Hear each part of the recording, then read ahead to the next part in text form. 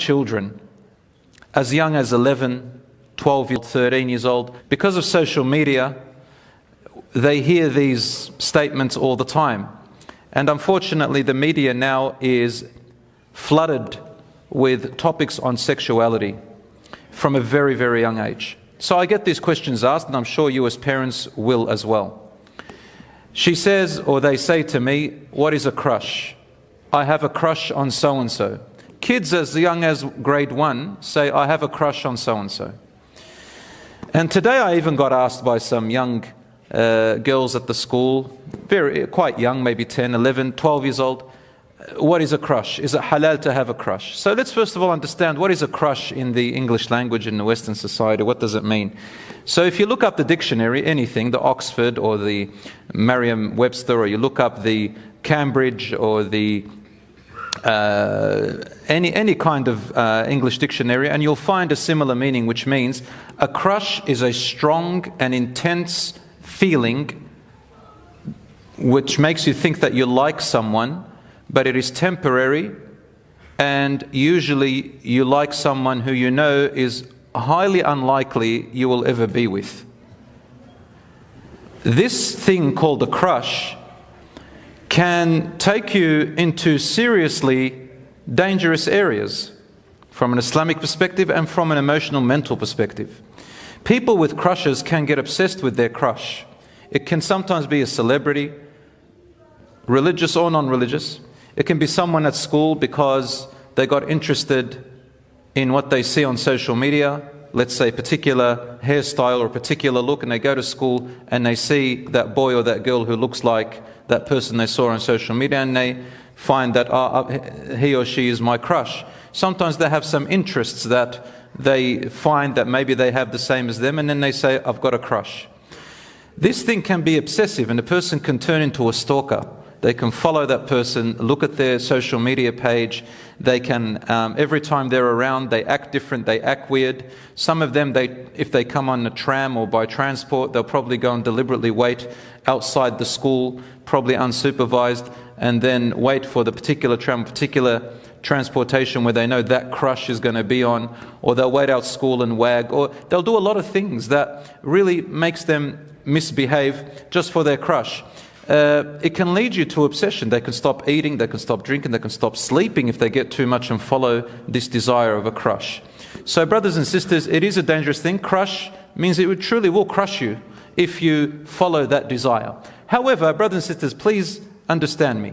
Having a crush is just another name of this natural feeling that especially young people, the younger you are, the more you'll have this. The older you are, the less likely, because you understand life and you have more experience in understanding people, emotions and relationships, and you focus on what really matters. You start to understand life better. But when you're younger, you have a fantasy, you have this imagination that goes through your head. And it makes you feel good. When you have a crush, it gives you those special tingly, they call it butterfly feelings in your stomach.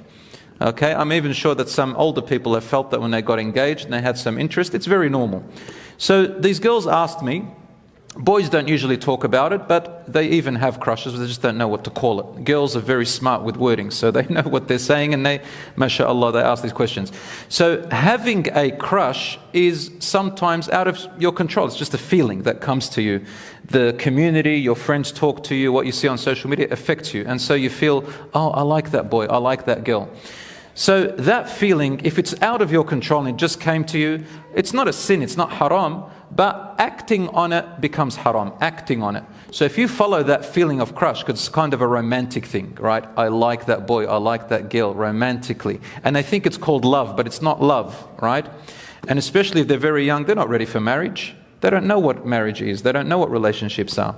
So they're exploring. We got to educate them, for parents to sit with their daughters and their sons, to tell them what is a crush, define it to them, tell them why it's not good to follow in that feeling in Islam, because it's going to make you, it's going to break your heart, it's going to hurt your feelings, it's not real, it's a fantasy, right? It's just something that doesn't really exist.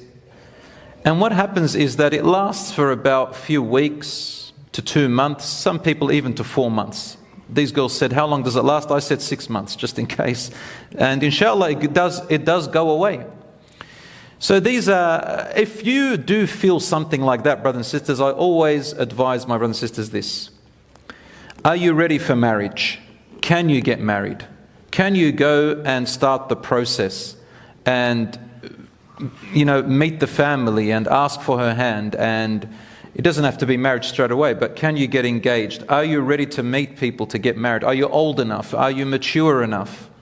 If all the answers are no, then know that all you're doing is that you're torturing yourself if you follow the feelings of liking or having a crush. Okay? It'll go away and you will move on, but don't act on it because it can lead you to bad places. I have had these experiences with young people, past and present. I've been teaching for about, 16, 17 years. And I do a bit of counseling, student counseling. So these students do come to me, Muslims, and you always have this story, all the time, brothers and sisters. And I think parents should really start to learn about these terminologies and talk to their children about, and I dare to say it, the word sexuality, love, liking, relationships from a young age. Talk to them about puberty from the age of 9 or 10, even 8. For the girls especially, because they reach puberty before boys. Talk about these topics and let it be a normal topic that you as parents can talk with your children. Children talk with your parents. Talk about your experiences. How did you meet their mum? How did you meet their dad? But, within reason. Let them talk to you rather than talking to someone else. I know a brother who I learnt this from. He says, I say to my daughter all the time, she is an angel. I even joke with her with cheap lines like, did it hurt when you fell from heaven because you're an angel? These cheap pick-up lines. He says them to his daughter, and his daughter says, come on, Dad, that's, you don't say stuff like that. But she became normalized to it, so that he said to me, because I know some other boys are going to come and use cheap lines to pick her up. So I'm going to beat them to it. And whenever they say it, she says, oh, my dad says those to me. My brother says that to me. So brothers and sisters, get that used to it so that she doesn't fall for the praise who just want to prey on her. Do you understand what I'm saying? Okay, brothers and sisters. So I'm going to move on from the word, from this thing called crush. And by the way, love really comes after you've met somebody and you've lived together for a while. Marriage doesn't necessarily have to have intense love from the beginning. Marriage can build the love or can crush the love later on. It depends on how you build it, how you are there for each other. As a man said to Umar ibn al-Khattab, I like this person, I trust him. He says, did you travel with him? Did you stay at his house? Have you done any business trade with him? He said, no. He said, then you don't know him. Don't say you just like him. You just like what you see or what you can imagine he is. So really in marriage you get to know each other more. And you just learn about the important things that you need to know for a marriage. And understand that when you marry someone, you're bringing two families together. Sometimes you're bringing tribes together. Tribes. Some people, Lebanese, Turkish, Somalian, marrying Asian, whatever. Islam allows all these types of marriages and makes no distinction so long as you are compatible and you're good for each other. We bring countries together through marriage. It's not just you and him or you and her. It's not Hollywood where you both hold hands and walk out into the sunset as if the whole world doesn't exist. You have families together. So talk to older people. Talk to wise people. Talk to your parents. There's nothing wrong with saying to mum, what's a crush? I have a crush on this boy. Let her talk to you. Let dad talk to you. It's all right. Talk to older people so they can guide you and not just your little friends who are around you. Because in Arabic, the friend that you have at school or the friend that you have who's your same age, the only thing they can really do for you is just to lean on them, to hug them and cry, or just to talk and they say, oh, I'm here. But really they can't do much. They can't advise you more than what you know. A 13-year-old girl getting advice from another 13-year-old girl, what's she going to know? She only knows what she knows. But getting advice from a mother or an aunt who is older or a teacher or anybody else who's older, like an older sister who can advise you, or a brother or a father, these people can advise you and can guide you in a better way. So always good to have a friend or a family member who's older than you can take advice from. A friend who is at school, who is your age, is called Rafiq. In Arabic, Rafiq means the elbow. Mirfaq comes from mirfaq, because Arabic is so particular with names, and there are 8 different types of friends mentioned in the Quran. One of them is Rafiq, and Rafiq is an elbow, which means you can only lean on them. Just share your emotions with them and that's about it.